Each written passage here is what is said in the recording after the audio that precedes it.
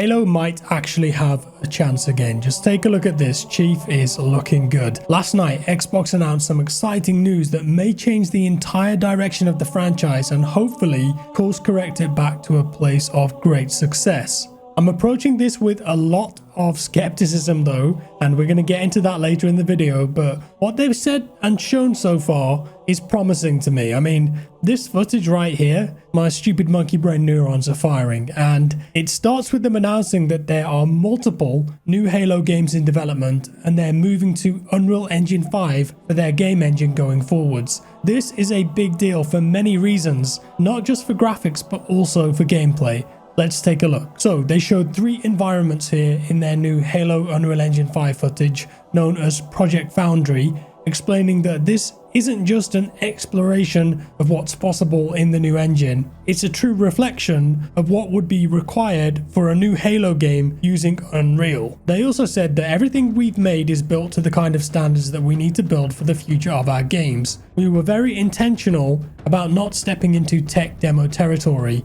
We built things that we truly believe in, and the content that we've built, or at least a good percentage of it, could travel anywhere inside our games in the future if we so desire it. It's fair to say that our intent is that the majority of what we showcased is expected to be in projects which we are building or future projects. I mean, looking at this, the armor, the weapons, hello Magnum, perhaps we're getting a remake of Combat Evolved at some point, or maybe new stories in this Master Chief era. In that first environment, we saw Forerunner architecture, areas inspired by the Pacific Northwest, waterfalls, creeks, mountains. This is your classic Halo vibe and synonymous with the franchise. I'd wager that most gamers would immediately think Halo when presented with these kind of environments. The second environment was called the Cold Land, a region locked in a deep freeze with snowdrifts covering plateaus and ice reflecting what's above and refracting what's below. So they're flexing some of that Unreal Engine tech here, I imagine, nanite, lumen, etc.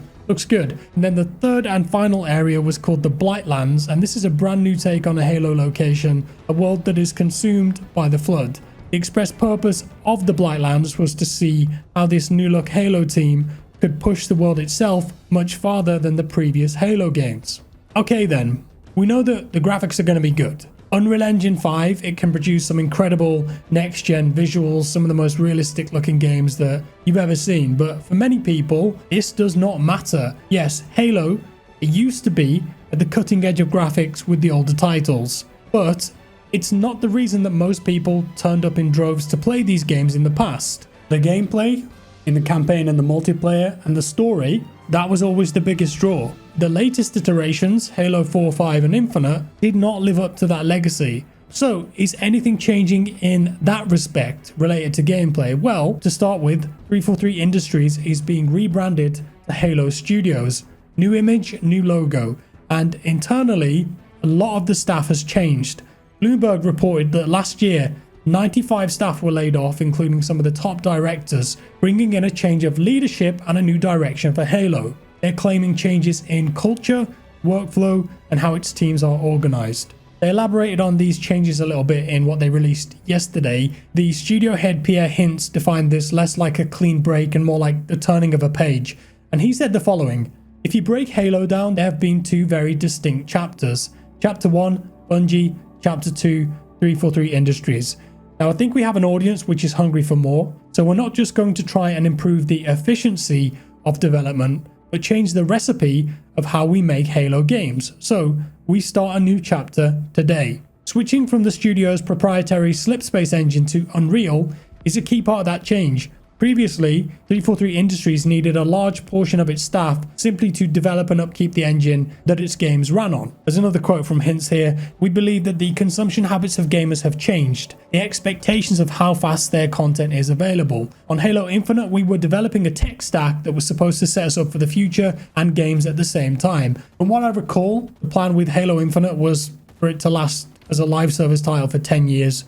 Obviously, that's fallen apart. The plans change now. As gaming evolves and players increasingly point out how long it takes to see new games from their favorite series, the team at Halo Studios felt the need to react, and the COO Elizabeth Van Wyck put it like this: The way that we made Halo games before doesn't necessarily work as well for the way that we want to make games for the future. So part of the conversation we had was about how we help the team focus on making games versus making the tools and the engines. Adopting Unreal means that Halo Studios is more able to create games with a focus that can satisfy fans, even setting up multiple teams to create different games simultaneously. But Unreal also comes with some inbuilt benefits that would have taken years of work to replicate with the Slipspace engine. They said too that they're actually getting help directly from Unreal, and with this being a Halo game, I imagine the Epic and the Unreal teams are quite invested in this. Wick went on to say that it's not just about how long it takes to bring a game to market, but how long it takes for us to update the game, bring new content to players, adapt to what we're seeing our players want. Part of that is in how we build the game, but another part is recruiting. How long does it take to ramp somebody up to be able to actually create assets that show up in your game? With the move to Unreal, the on-ramp is shorter, the experience is there, and the series can grow far more quickly and organically than ever before. Ideally for us gamers, this all means that the studios working on the new Halo games can become more efficient and focus on the game part rather than the tech and engine part. Updates and content, in theory, will be more regular, a problem that Infinite in particular suffered badly from. And they did talk a bit about gameplay too, which is good to see. Of course, the soul of Halo isn't just in how it looks, but how it feels. The intrinsic dance of its combat, the thud of the weapons, and the sense that you're inhabiting the Master Chief's armor. Halo Studios is deeply invested in retaining the essence of what players love about Halo. The release of Unreal Engine 5 was when we felt like we could make Halo games that respect and reflect the true soul of Halo, while also being able to build games that can deliver on the scale and ambition of content that players want. The spirit of Halo is much more than just the visuals, it's the lore, it's the physics. Playing as the Chief, you're this huge tank of a soldier. It's the way that he moves, he feels. We're all really obsessed about what our players love about Halo. We're constantly listening to this feedback, and that's at the core of any initiative like Foundry, or any intention that the studio has about how we move forwards. We're thinking about the intangibles, the interaction with the Master Chief or your Spartan or the enemies. We're very careful about the decisions that we're making in that space, down to the precision and the authenticity of weapons and the authenticity of the animations. There are a list of nuances which we use to verify that we're on track. Just reading back that quote again, this gives me a lot of ideas about how they can implement Forge, because Unreal's got some really user-friendly building tools. We've seen what Epic did with Fortnite Creative, so maybe the next iteration of Forge will be absolutely insane and much easier to use in terms of its scope and quality. Now then, onto that skepticism that I mentioned at the start, because myself included, a lot of Halo fans will be very wary about the next title, and what they demoed yesterday will be seen as soulless words and marketing fluff. The proof is in the pudding. If you remember back at E3 2018, 343 Industries released a trailer, a Slipspace engine trailer that showcased some environments and models from Halo Infinite. The promises sounded good. That game launched in December of 2021. It had no co-op, no level select, no Forge, missing many features that players expected to be there. The live service rollout was very slow and content was drip fed at a snail's pace. The campaign was a 5 or a 6 out of 10 in my opinion, and it leaned far too heavily on the open world aspect. Come to think of it, it didn't have any memorable moments for me personally. A few years later, the game has improved and added features. I've had some fun in it. I dip my toes in from time to time whenever there's new maps or interesting Forge creations, but it's not a regular on my playlist and I don't have it installed right now. And even years later, it still feels like there's a big content drought for that game.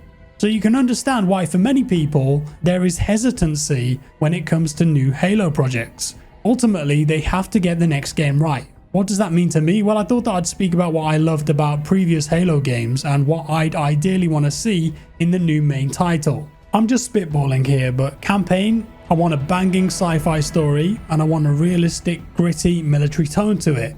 Halo 5, Halo Infinite, they came across as cartoony to me. The new game should be mature and grounded.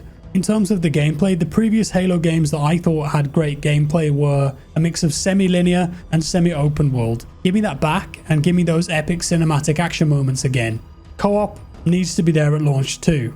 As for multiplayer, well, I want all of the classic guns and sounds back. I want Halo 3 style physics for the movement, the vehicles, the explosions, more diverse map biomes with distinct power positions, more big map options would also be cool, the sandbox gameplay with and against vehicles. Forge I think has got to be there on day one. Lean into it, let people have fun with it, and go hard, go wild. That's some of the things that I would love to see from the base game anyways. Deliver on a classic Halo feeling campaign and multiplayer from the get-go, and then build from there. I expect too that with Unreal Engine being involved now, the long rumored Halo Battle Royale will be coming. Epic might even be helping with it and giving advice from their Fortnite learnings. I've always said that while I don't think Halo needs a Battle Royale, I would love to try a game mode like that in this universe. The idea of being an ODST, dropping into a giant Halo level, scrapping, searching for loot and fighting until the last breath. That's an enticing prospect to me if they pull it off and keep it separate from the main multiplayer experience.